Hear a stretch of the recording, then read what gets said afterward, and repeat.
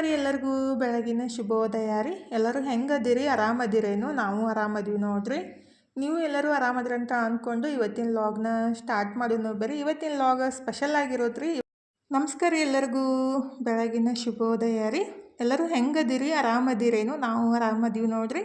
ನೀವು ಎಲ್ಲರೂ ಆರಾಮದ್ರಂತ ಅಂದ್ಕೊಂಡು ಇವತ್ತಿನ ಲಾಗ್ನ ಸ್ಟಾರ್ಟ್ ಮಾಡೋಣ. ಬರ್ರಿ, ಇವತ್ತಿನ ಲಾಗ್ ಸ್ಪೆಷಲ್ ಆಗಿರುತ್ತೆ ನೋಡ್ರಿ.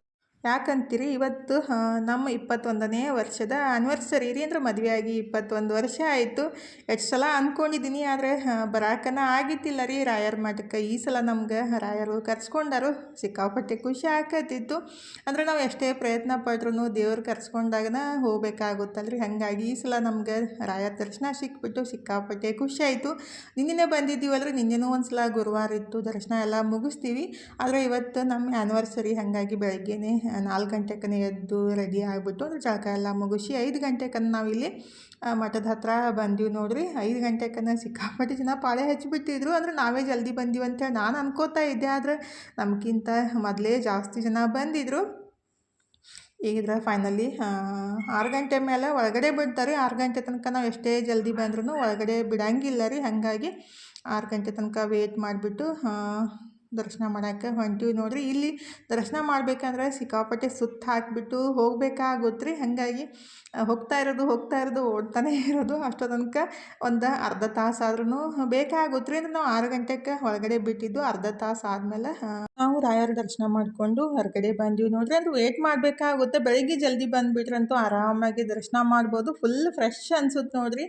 ಈ ಥರ ವಾತಾವರಣನೂ ಇರುತ್ತೆ, ಮತ್ತು ಅದ್ರಾಗ ರಾಯರ ದರ್ಶನ ಆಗ್ಬಿಟ್ರಂತೂ ಇನ್ನಷ್ಟು ಖುಷಿ ಆಗುತ್ತೆ ರೀ. ನನಗೂ ಅಷ್ಟೇ ಸಿಕ್ಕಾಪಟ್ಟೆ ಖುಷಿ ಆಕತ್ತಿತ್ತು. ಹೇಳ್ಕೊಳಕ್ಕಾಗ್ಲಾರ್ದಷ್ಟು ಖುಷಿ ಆಕತ್ತಿತ್ತು. ಹಂಗೆ ಅಲ್ರಿ, ನಾವು ಏನಾದರೂ ಒಂದು ಆಸೆ ಪಟ್ಟಿದ್ದು ಅದನ್ನ ಆದಾಗ ಜಾಸ್ತಿ ಖುಷಿ ಆಗುತ್ತಲ್ರಿ. ನಾನು ತುಂಬ ದಿನದಿಂದ ಆಸೆ ಪಡ್ತಾ ಇದ್ದೆ, ಅಂದರೆ ಹೋಗಿ ಬರಬೇಕು, ರಾಯರ ದರ್ಶನ ಮಾಡ್ಕೊಂಡು ಬರಬೇಕು ಅಂಥೇಳಿ ಅಂತ ಇದ್ದೆ ರೀ. ಆಗಿದ್ದಿಲ್ಲ. ಆದರೆ ಈ ವರ್ಷ ಮಾತ್ರ ಜಾಸ್ತಿ ಖುಷಿ ಆಯ್ತು ನೋಡ್ರಿ. ಈ ವರ್ಷ ನಾವು ಅಂದ್ಕೊಂಡಿದ್ದೆಲ್ಲ ಆಗುತ್ತಂತೇಳಿ ನನಗೆ ಅನಿಸ್ತಾ ಇತ್ತು. ಯಾಕಂದರೆ ರಾಯರ ದರ್ಶನ ಆದಮೇಲಂತೂ ಎಲ್ಲ ಕೆಲಸ ಒಳ್ಳೆಯದೇ ಆಗುತ್ತಂತಾರೆ. ಹಾಗಾಗಿ ನನ್ನ ನಂಬಿಕೆನೂ ಅಷ್ಟೇ ರೀ. ನಾವು ಮಾಡೋ ಕೆಲಸಗಳೆಲ್ಲ ಒಳ್ಳೆಯದಾಗಲಿ, ಮತ್ತು ನಮ್ಮ ಸುತ್ತಲಿರೋರು ಎಲ್ಲರಿಗೂ ಒಳ್ಳೆಯದಾಗಲಿ. ಯಾಕಂದರೆ ನಾವು ಅಷ್ಟೇ ಖುಷಿಯಾಗಿದ್ರೆ ಸಾಕಾಗಂಗಿಲ್ಲಲ್ರಿ. ನಮ್ಮ ಜೊತೆನೂ ಎಲ್ಲರೂ ಖುಷಿಯಾಗಿದ್ರೆ ಇನ್ನಷ್ಟು ನಮ್ಮ ಖುಷಿನೂ ಜಾಸ್ತಿ ಆಗುತ್ತೆ. ನಮ್ಮ ಜೊತೆ ನೀವು ರಾಯರ ದರ್ಶನ ಮಾಡ್ಕೊಂಡಷ್ಟು ಪುಣ್ಯ ನಿಮಗೂ ಸಿಗಲ್ರಿ. ಯಾಕಂದರೆ ಒಳಗಡೆ ಕ್ಯಾಮ್ರಾ ಅಲೌ ಇರೋಂಗಿಲ್ಲ ರೀ. ಇಲ್ಲೇ ಕ್ಯಾಮ್ರಾ ಸ್ಟಾಪ್ ಮಾಡಬೇಕು. ಯಾಕಂದ್ರೆ ಪರ್ಮಿಷನ್ ಇಲ್ಲಲ್ಲ. ಹಾಗಾಗಿ ಇಲ್ಲಂತೂ ಇಷ್ಟು ಇದು ಇರುತ್ತಲ್ರಿ. ಅಂದರೆ ಹೋಗ್ತಾ ಇರೋದು ಎಷ್ಟು ಹೋಗ್ತಾ ಇದ್ರೂ ಅದು ಮುಗಿಯೋದೇ ಇಲ್ಲ ರೀ. ಅಷ್ಟು ಇದು ಇರುತ್ತೆ. ಅಂದ್ರೆ ಅದೆಲ್ಲ ಈ ಥರ ಅದು ಸ್ಟೀಲ್ದೆಲ್ಲ ಹಾಕಿಬಿಟ್ಟಾರಲ್ಲ. ಹಾಗಾಗಿ ಸ್ವಲ್ಪ ಜಾಸ್ತಿನೇ ಓಡ್ತಾ ಫೈನಲಿ ರಾಯರ ದರ್ಶನ ಮುಗಿಸ್ಕೊಂಡು ಹೊರಗಡೆ ಬಂದೀವಿ ನೋಡ್ರಿ. ಟೈಮ್ 6:30 ಆಗಿತ್ತು. ಇನ್ನು ಸ್ವಲ್ಪ ಕತ್ಲಿನೂ ಇತ್ತು, ಜನನೂ ಸಿಕ್ಕಾಪಟ್ಟೆ ಇದ್ದರು. ನಾವು ದರ್ಶನ ಮಾಡಿಕೊಂಡು ಹೊರಗಡೆ ಬಂದೀವಿ ನೋಡ್ರಿ. ಹೊರಗಡೆ ಈ ಥರ ಎಲ್ಲ ರಾಯರ ಪೀಠೋಪಕರಣ ಮತ್ತು ರಾಯರ ಮೂರ್ತಿ ಎಲ್ಲ ಇಟ್ಟಿರ್ತಾರಲ್ಲ, ಅಲ್ಲಿ ನಾವು ವಿಡಿಯೋ ಮಾಡ್ಬೋದು ಮತ್ತು ಫೋಟೋ ಎಲ್ಲ ತಗೋಬೋದು. ಹಾಗಾಗಿ ನಾವು ಒಂದೆರಡು ಫೋಟೋ ಎಲ್ಲ ತಗೊಂಬಿಟ್ಟು ಅಲ್ಲಿ ನಮಸ್ಕಾರ ಮಾಡಿಬಿಟ್ಟು ರಾಯರ ಮಠದೊಳಗೆ ಕುಂತ್ಬಿಟ್ರೆ ಮನೆಗೆ ಹೋಗ್ಬೇಕಂತ ಅನ್ಸಂಗಿಲ್ಲ ನೋಡ್ರಿ. ಅಷ್ಟು ಮನಸ್ಸಿಗೆ ಶಾಂತ ಅನಿಸುತ್ತೆ. ಇನ್ನಷ್ಟು ಖುಷಿ ಜಾಸ್ತಿ ಆಗುತ್ತಲ್ರಿ. ನನಗಂತೂ ಭಾಳ ಅಂದ್ರೆ ಭಾಳ ಖುಷಿ ಆಕತ್ತಿತ್ತು. ಎಷ್ಟು ಹೇಳಿದ್ರೂ ಅದು ಕಮ್ಮಿನೇ ರೀ. ಅಷ್ಟೇ ಖುಷಿ ಆಕತ್ತಿತ್ತು ನೋಡ್ರಿ. ನಾವು ಫಸ್ಟ್ ಟೈಮ್ ಬಂದಿದ್ದಲ್ರಿ, ಹಾಗಾಗಿ ಜಾಸ್ತಿನೇ ಖುಷಿ ಆಕತ್ತಿತ್ತು. ಯಾರೆಲ್ಲ ಬಂದಿದ್ರಿ ಅಂಥೇಳಿ ಕಮೆಂಟ್ ಮಾಡಿರಿ. ನೀವು ಬಂದಿದ್ರೆ ಒಂದು ಸಲ ಆದ್ರೂ ಬಂದುಬಿಟ್ಟು ರಾಯರ ದರ್ಶನ ಮಾಡ್ಕೊಂಡು ಹೋದ್ರೆ ಮನಸ್ಸಿಗೂ ನೆಮ್ಮದಿ ಅಂತ ಅನ್ಸುತ್ತಲ್ರಿ. ನಾವು ದರ್ಶನ ಮಾಡಿಕೊಂಡು ಸ್ವಲ್ಪ ಹೊತ್ತು ಕೂತಿದ್ವಿ.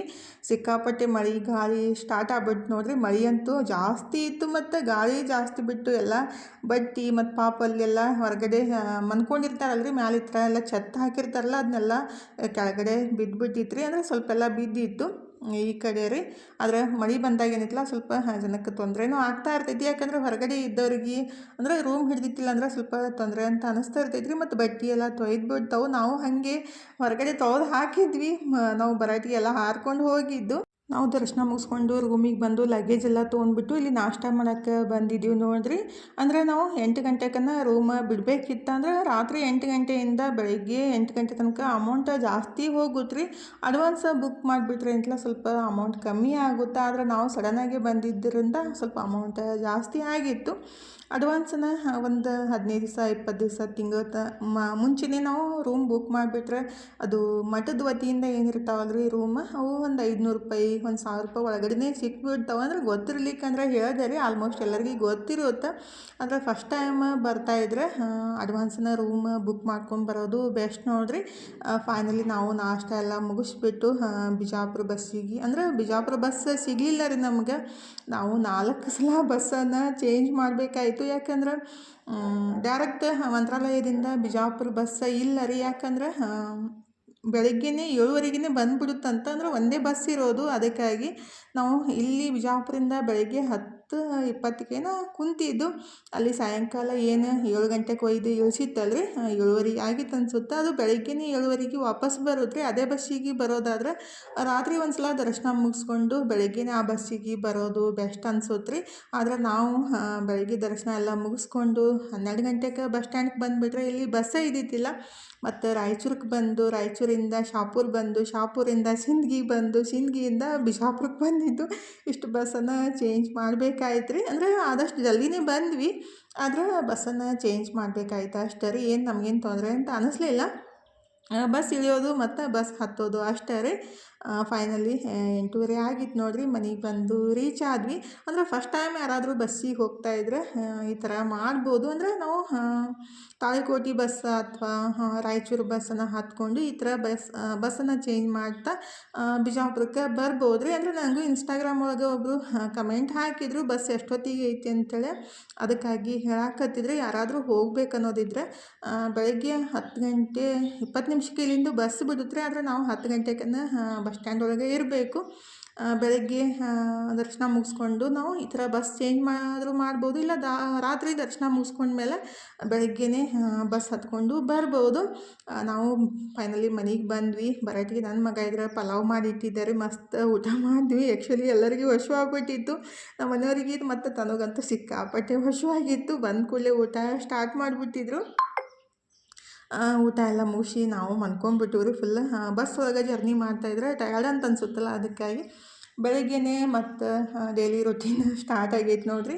5 ಗಂಟೆಗೆ ಎದ್ದು ಮತ್ತು ಒಯ್ದಿದ್ದ ಬಟ್ಟೆ ಬ್ಯಾಗ್ ಎಲ್ಲನೂ ವಾಶ್ ಮಾಡಿ ಒಣಗಕ್ಕೆ ಹಾಕಿಬಿಟ್ಟು ಫೈನಲಿ ಜಳಕ ಎಲ್ಲ ಮುಗಿಸ್ಬಿಟ್ಟು ಈಗಿದ್ರೆ ರಾಯರ ಫೋಟೋ ತಂದಿದ್ದೆ ಅಲ್ರಿ, ಅದನ್ನ ಪೂಜೆ ಮಾಡೋಣ ಅಂತ ಎಲ್ಲ ರೆಡಿ ಮಾಡ್ಕೊಳಕ್ಕಂತೀನಿ ನೋಡಿರಿ. ಭಾಳ ದಿವಸದಿಂದ ಅನ್ಕೊತಾ ಇದ್ದೆ, ನಮ್ಮ ಜಗಲಿ ಮೇಲೆ ಒಂದು ಫೋಟೋನೂ ಇದ್ದಿದ್ದಿಲ್ಲ. ಭಾಳ ಜನ ಕಮೆಂಟ್ ಮಾಡಿದ್ರಿ ಒಂದು ಫೋಟೋ ಇಡ್ರಿ ಅಕ್ಕ ಅಂಥೇಳಿ. ನಂದು ಒಂದು ಆಸೆ ಆಗೈತೆ ರೀ, ನಾನು ಮಂತ್ರಾಲಯ ಇಲ್ಲಾಂದ್ರೆ ತಿರುಪತಿಗೆ ಹೋದಾಗ ಫೋಟೋ ತಂದು ಪೂಜೆ ಮಾಡ್ಬೇಕಂತೇಳಿ. ಫೈನಲಿ ಆ ಆಸೆನೂ ಈಡೇರುತ್ತೆ ನೋಡಿರಿ. ಅಂದರೆ ಏನಾದರೂ ಒಂದು ಅಂದ್ಕೊಂಬಿಟ್ರೆ ಸ್ವಲ್ಪ ಕಾಯಬೇಕಾಗೋದ್ರಿ, ಸಡನ್ನಾಗಿ ಯಾವುದೂ ಆಗಂಗಿಲ್ಲಲ್ಲ. ಹಾಗಾಗಿ ಯಾವುದೇ ಕೆಲಸ ಆಗಲಿ ಮತ್ತು ನಾವು ಎಲ್ಲೇ ಹೋಗಬೇಕಾಗಲಿ ಒಂದು ಸ್ವಲ್ಪ ದಿವಸ ಆದ್ರೂ ಕಾಯ್ದಾಗನೇ ಅದು ಆಗೋದ್ರಿ. ಸಡನ್ನಾಗಿ ಒಂದೊಂದು ಸಲ ಆಗ್ತಾವೆ, ಒಂದೊಂದು ಸಲ ಯಾವ ಕೆಲಸನೂ ಆಗಂಗಿಲ್ಲ ರೀ. ನಮ್ಮ ಜೀವನದಾಗೂ ಅಷ್ಟೇ ನೋಡಿರಿ. ರಾಯರ್ ನಮ್ಮ ಮನೆಗೆ ಬಂದ್ರಲ್ಲ ಅನ್ನೋ ಒಂದು ಖುಷಿ ನನಗಂತೂ ಜಾಸ್ತಿ ಐತಿ. ಫೋಟೋ ಎಲ್ಲ ಕವರಿಗೆ ಸುತ್ಕೊಂಡ್ಬಂದಿದ್ದೀವಲ್ಲ ರೀ, ಅದನ್ನೆಲ್ಲ ತೆಗೆದ್ಬಿಟ್ಟು ಅರಿಶಿನ ಮತ್ತು ಗಂಜಲದಿಂದ ಫೋಟೋ ಎಲ್ಲ ವಾಶ್ ಮಾಡಿಬಿಟ್ಟು ಪೂಜೆ ಮಾಡೋಣ ಅಂತೇಳಿ. ಅಂದರೆ ನನ್ನ ನಂಬಿಕೆ ಅಷ್ಟೇ ರೀ, ಅರಿಶಿನ ನೀರಿಂದ ಫೋಟೋ ಅಥವಾ ವಿಗ್ರಹನ ವಾಶ್ ಮಾಡಿಬಿಟ್ಟೇ ಪೂಜೆ ಮಾಡಬೇಕು. ಇವತ್ತು ಹುಣ್ಣಿಮೆ ಬೇರೆ ಐತಲ್ರಿ, ಹಾಗಾಗಿ ಇವತ್ತು ಪೂಜೆ ಮಾಡ್ರೈತಂತ ನಾನು ಪೂಜೆಗೆಲ್ಲ ಅಂದರೆ ಸಿಂಪಲಾಗಿ ಫೋಟೋ ಎಲ್ಲ ಒರೆಸ್ಬಿಟ್ಟು ಗಂಧನ ಇಟ್ಟು ಪೂಜೆ ಮಾಡ್ರೈತಂತ ಅಂದ್ಕೊಂಡು ಪೂಜೆ ಮಾಡಾಕಂತೀವಿ ನೋಡಿರಿ. ನಾನು ಮತ್ತು ನಮ್ಮ ಮನೆಯವರು ಫಸ್ಟಿಗಿದ್ರೆ ನೀರಿಗೆ ಗಂಜಲ ಮತ್ತು ಸ್ವಲ್ಪ ಅರಿಶಿನ ಹಾಕಿ ಫೋಟೋನ ವಾಶ್ ಮಾಡಿಬಿಟ್ಟು, ಅಂದರೆ ನಾವು ಯಾವುದೇ ಫೋಟೋ ವಿಗ್ರಹ ತಂದಾಗ ಹಂಗೆ ಡೈರೆಕ್ಟಾಗಿ ಬರೀ ನೀರಿಂದ ವಾಶ್ ಮಾಡಿ ಇಡೋಕ್ಕಿಂತ ಸ್ವಲ್ಪ ಗಂಜಲ ಮತ್ತು ಅರಿಶಿನ ಮಿಕ್ಸ್ ಮಾಡಿಬಿಟ್ಟು ಶುದ್ಧಿ ಮಾಡ್ಬೇಕ್ರಿ. ಹಾಗಾಗಿ ನನಗೆ ತಿಳಿದಷ್ಟು ನಾನು ಮಾಡ್ತೀನಿ, ಕೆಲವೊಬ್ರು ಇನ್ನೂ ಜಾಸ್ತಿ ಮಾಡ್ತಾರೋ. ಅಂದರೆ ಅವ್ರ ಪದ್ಧತಿ ಪ್ರಕಾರ ರೀ, ನನಗೇನು ತಿಳಿಯುತ್ತಿಲ್ಲ ಅಷ್ಟನ್ನು ನಾನು ಈ ಥರ ಮಾಡೋದು. ಈಗಿದ್ರೆ ಫೈನಲಿ ಫೋಟೋ ಎಲ್ಲ ಒರೆಸಿ ಗಂಧನ ಇಟ್ಟು ಪೂಜೆನೂ ಮಾಡಿದ್ವಿ ನೋಡಿರಿ. ರಾಯರ ಮಠಕ್ಕೆ ಹೋದಾಗ ಏನಿತ್ತಲ್ಲ, ಅಲ್ಲಿ ಪರಿಮಳ ಪ್ರಸಾದ ಮತ್ತು ಅಕ್ಷತೆ ಗಂಧ ಮತ್ತು ಮೃತ್ತಿಕೆ ತರೋದು ಮರ್ಯಾಕೆ ಹೋಗ್ಬಾರ್ದು ನೋಡಿರಿ. ಇದು ಮೃತ್ತಿಕೆ ಏನೈತಿಲ್ಲ, ಗುಡಿ ಬಿಟ್ಟು ಒಬ್ಬರ ಅರ್ಚಕರ ಮನೆ ಒಳಗೆ ಸಿಗೋದ್ರಿ. ನಮಗೂ ಗೊತ್ತಿದ್ದಿತ್ತಿಲ್ಲ, ನಾನು ಕೇಳಿಬಿಟ್ಟು 1 ಕಿಲೋಮೀಟ್ರ್ ಹೋಗಿ ತೊಗೊಂಡು ಬಂದಿದ್ದು. ಅಂದ್ರೆ ಅವರೇನು ಅಮೌಂಟೇ ರೊಕ್ಕ ಏನು ಕೇಳಂಗಿಲ್ಲ ರೀ, ನಮ್ಮ ಖುಷಿ. ನಾನು 50 ರೂಪಾಯಿ ಕೊಟ್ಬಿಟ್ಟು ತೊಗೊಂಡು ಬಂದಿದ್ದು. ಅಂದರೆ ಅದು ನಮ್ಗೆ ಏನಾದ್ರೂ ಹೆಲ್ತ್ ಅಪ್ಸೆಟ್ ಆದಾಗ ಸ್ವಲ್ಪ ಒಂದು ಚಿಟಿಕೆಯಷ್ಟು ನೀರೊಳಗೆ ಮಿಕ್ಸ್ ಮಾಡಿ ಕುಡಿಯೋದ್ರಿಂದ ನಮ್ಮ ಹೆಲ್ತ್ ಸರಿ ಹೋಗುತ್ತಂತ ನಂಬಿಕೆ ರೀ. ನಾನು ನೋಡಿದ್ದು ಕೇಳಿದ್ದು, ಹಾಗಾಗಿ ಅದನ್ನೂ ಹುಡುಕಾಡ್ಬಿಟ್ಟು ತಂದು ಎಲ್ಲನೂ ಇಟ್ಟು ಪೂಜೆನೂ ಮುಗಿಸಿ ನಮಸ್ಕಾರ ಮಾಡಿಕೊಂಡು ನಾಷ್ಟಕ್ಕೂ ರೆಡಿ ಮಾಡಿದೆ ನೋಡಿರಿ. ಮೊನ್ನೆ ರವಿವಾರ ದಿವಸ ಕೊತ್ತಂಬರಿ ಸೊಪ್ಪು ತಂದೀನಿ. ಎಲ್ಲ ಹಾಳಾಗ್ಬಿಟ್ಟಿತ್ತು. ಸಿಕ್ಕಾಪಟ್ಟೆ ಬೇಜಾರಂತ ಅನ್ನಿಸ್ತು. ಅಂದರೆ ₹30 ಕೊಟ್ಟು ತಂದಿದ್ದೀನಿ ಜಾಸ್ತಿ. ಅಂದರೆ ಒಂದು 10-12 ದಿವಸ ಬರುತ್ತೆ ಅಂತೇಳಿ. ಆದರೆ ಅದು ಎಲ್ಲ ಹಾಳಾಗ್ಬಿಟ್ಟಿತ್ತು ರೀ. ಗೊಬ್ಬರ ಜಾಸ್ತಿ ಹಾಕಿದಾಗ ಅದೇ ರೀತಿ ಆಗೋದು ರೀ. ನಾವು ಮತ್ತೇನು ಮಾಡೋಕ್ಕಾಗಲ್ಲ, ಕೆಲವೊಂದು ಸಲ ಆಗ್ತಾ ಇರ್ತೈತಿ. ಇವತ್ತಿದ್ರೆ ಮಧ್ಯಾಹ್ನ ಗೆಣಸಿನ್ಕಾಯಿ ಪರಾಟ ನೋಡಿರಿ. ನಾನು ಗೆಣಸಿನ್ಕಾಯಿ ಕುದಿಸಿ ಇಟ್ಟು ಹೋಗಿದ್ದೀನಿ. ಆದರೆ ನನ್ನ ಮಗ ಗೆಣಸಿನ್ಕಾಯಿನೇ ತಿಂದಿದ್ದಿಲ್ಲ. ಹಾಗಾಗಿ ಗೆಣಸಿನ್ಕಾಯಿ ಪರಾಟ ಮಾಡಿ ಊಟ ಎಲ್ಲ ಮುಗಿಸ್ಬಿಟ್ಟು ಬ್ಯಾಡಗಿ ಮೆಣಸಿನ್ಕಾಯಿದು ಕೆಂಪು ಖಾರದ ಪುಡಿ ಬೇಕಾಗಿತ್ತು ರೀ. ಅಂದರೆ ಒಬ್ರು ಆರ್ಡ್ರ್ ಕೊಟ್ಟಿದ್ರೆ, ಹಾಗಾಗಿ ಮೆಣಸಿನ್ಕಾಯಿ ತಂದು ತೊಳೆದಿಟ್ಟನೇ ಹೋಗಿದ್ದೆ ರೀ. ಬೆಳಗ್ಗೆ ಬಿಸಿಲಿಗೆ ಹಾಕಿದ್ದೆ ರೀ. ಮತ್ತು ತುಂಬ ಎಲ್ಲ ತೆಗೆದ್ಬಿಟ್ಟು ಅದನ್ನೂ ಖಾರ ಮಾಡಿಸಿ ಇಟ್ಟಿದ್ದೀನಿ ರೀ. ಅಂದರೆ ಸೋಮವಾರ ಕಳಿಸ್ಬೇಕಿತ್ತು. ಹಾಗಾಗಿ ಅಮೌಂಟ್ನೂ ಹಾಕಿದ್ರಲ್ಲ, ಮತ್ತು ಜಾಸ್ತಿ ದಿವಸ ಲೇಟ್ ಆಗಿಬಿಟ್ರೆ ನನಗೂ ಬೇಜಾರಂತ ಅನ್ಸುತ್ತೆ ರೀ. ಕೊಡೋ ತನಕ ಸಮಾಧಾನ ಇರೋಲ್ಲ. ಅದಕ್ಕಾಗಿ ಫೈನಲಿ ಹೋಗಿ ಅದನ್ನೂ ಕೆಂಪು ಖಾರದ ಪುಡಿನ ಮಾಡಿಸ್ಬಿಟ್ಟು, ಅಂದರೆ ಬರೀ ಬ್ಯಾಡಗಿ ಮೆಣಸಿನ್ಕಾಯಿ ಅಷ್ಟೇ ಕೇಳಿದರು. ಅದು ಕಲರ್ ಇರುತ್ತೆ ರೀ, ಖಾರ ಇರೋಂಗಿಲ್ಲ, ಮತ್ತು ಅಮೌಂಟ್ನೂ ಜಾಸ್ತಿ ಇರುತ್ತೆ. ಹಾಗಾಗಿ ಅದು ಚೂಡಕ್ಕಾಗಲಿ ಮತ್ತು ಎದಕ್ಕಾದ್ರೂ ಸ್ವಲ್ಪ ಕಲರ್ ಆಗಿರೋದು ಬೇಕಾದ್ರೆ ಯೂಸ್ ಮಾಡ್ಬೋದು. ಹಾಗಾಗಿ ಕೇಳಿದ್ರಂತ ನಾನು ಮಾಡಿಸ್ಬಿಟ್ಟು ತಂದು ಇಟ್ಟಿದ್ದೀನಿ ರೀ. ಸೋಮವಾರ ಕಳಿಸ್ಬೇಕು. ಅಂದರೆ ನಾಳೆ ರವಿವಾರ ಏನೈತಲ್ಲ, ಇದು ಕೊರಿಯರ್ ಆಫೀಸ ಬಂದಿರುತ್ತೆ. ಸೋಮವಾರ ಕಳ್ಸಕ್ಕೆ ಬರುತ್ತಂತೆ. ಅದನ್ನು ಮಾಡಿಸ್ಕೊಂಡು ತಂದು ಇಟ್ಬಿಟ್ಟು ಬೆಳಗ್ಗೆನೇ ರಾಶಿ ಅರ್ಬಿ ಎಲ್ಲ ತೊಳೆದು ಹಾಕಿದ್ದೆ ನೋಡಿರಿ. ಹೊರಗಡೆ ಮೋಡನೂ ಎಷ್ಟು ಮಸ್ತ್ ಕಾಣಕತ್ತಿತ್ತು. ಎಲ್ಲರೂ ಹೋಗಿ ಬಂದ ತಕ್ಷಣ ಈ ಕೆಲಸ ಮಾಡೋದು ಒಂದು ದೊಡ್ಡ ಕೆಲಸ ನೋಡಿರಿ. ಯಾಕಂದರೆ ಒಯ್ದಿದ್ದ ಬಟ್ಟೆ ಬ್ಯಾಗ್ ಎಲ್ಲನೂ ತೊಳೆದು ಹಾಕಿ ಮಚ್ಚಿಟ್ಟಾಗನೇ ಒಂಥರ ಸಮಾಧಾನ ಅಂತ ಅನ್ಸುತ್ತೆ ರೀ. ನನಗೂ ಅಷ್ಟೇ. ಮತ್ತು 1 kg ಪಾಲಕ್ ಹಪ್ಪಳನೂ ಮಾಡಿಬಿಟ್ಟು ಒಣಗ್ಸಕ್ಕೆ ಹಾಕಿದ್ದೀನಿ ರೀ. ಅಂದರೆ ಆರ್ಡ್ರ್ ಬಂದಾಗೇನಿತ್ತಲ್ಲ, ಹಂಗೆ ಕೊಡೋಕ್ಕಿಂತ 1 kg ಆದ್ರೂ ಮಾಡ್ಬೋದಲ್ಲ ಅಂತ ಮಧ್ಯಾಹ್ನ ಟೈಮ್ದಾಗ 3 ಗಂಟೆಗೆ ಮಾಡಿ ಹಾಕಿದ್ದು ನೋಡಿರಿ. ಅವನು ಒಣಗಾಕಂತಾವೆ. ಇವತ್ತಿನ ಲಾಗ್ನು ಇಲ್ಲೇ ಮುಗಿಸೋಣ್ರಿ. ಇವತ್ತಿನ ಲಾಗ್ ಹೆಂಗೆ ಅನ್ನಿಸ್ತಂತ ಕಮೆಂಟ್ ಬಾಕ್ಸ್ ಒಳಗೆ ಹೇಳೋದು ಮರ್ಯಾಕೆ ಹೋಗ್ಬೇಡ್ರಿ. ಲಾಗ್ ಇಷ್ಟ ಆಗಿದ್ರೆ ಲೈಕ್ ಮಾಡಿ, ಶೇರ್ ಮಾಡಿ, ಸಬ್ಸ್ಕ್ರೈಬ್ ಮಾಡ್ಕೊಂಡು ಸಪೋರ್ಟ್ ಮಾಡಿರಿ. ಥ್ಯಾಂಕ್ ಯು ಫಾರ್ ವಾಚಿಂಗ್ ರೀ. ಬಾಯ್ ರೀ ಎಲ್ಲರಿಗೂ. Take care.